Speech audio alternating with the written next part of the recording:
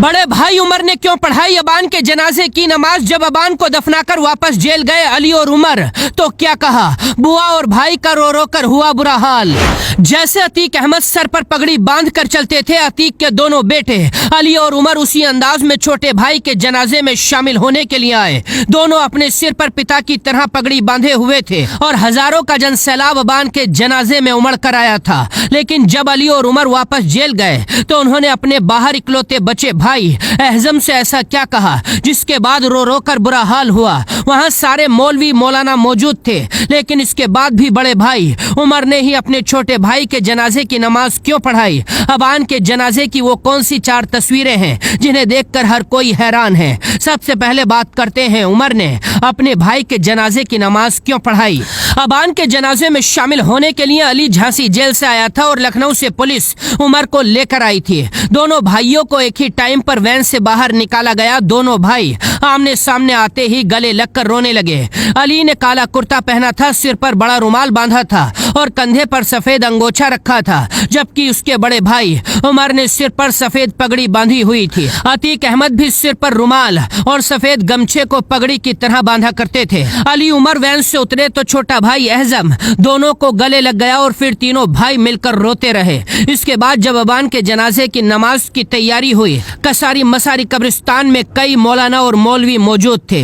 इलाके की मस्जिद के इमाम भी वहीं पर थे। सभी को लगा था इमाम साहब ही अबान के जनाजे की नमाज पढ़ाएंगे, लेकिन तभी बड़े भाई उमर ने कहा अबान के जनाजे की नमाज मैं पढ़ाऊंगा। दरअसल जेल जाने के बाद उमर ने दाढ़ी बढ़ा ली है और वह जेल में दिन भर कुरान की तिलावत करता है और धार्मिक इस्लामिक किताबें पढ़ता है। इसी वजह से उसने खुद इमामत करने का फैसला किया। उमर ने खुद नमाज पढ़ाई और अबान के जनाजे की नमाज हजारों की भीड़ ने उमर के पीछे पढ़ी। 4 साल बाद अली और उमर कसारी मसारी कब्रिस्तान आए थे। दोनों पहली बार अपने पिता अतीक अहमद और चाचा की कब्र पर गए। दोनों ने अतीक की कब्र पर खूब आंसू बहाए। इसके बाद अली और उमर ने अपने भाई एहजम और बुआ परवीन कुरैशी से मुलाकात की। बुआ परवीन कुरैशी कब्रिस्तान के बाहर मस्जिद के बाहर एक टेंट में बैठी हुई थी। दोनों बुआ से मिलकर खूब रोए। दैनिक भास्कर की रिपोर्ट के अनुसार बुआ परवीन ने अली उमर से कहा अल्लाह ने ये क्या कर दिया, क्या दिन देख रहे हैं। तब अली ने कहा परेशान न हो,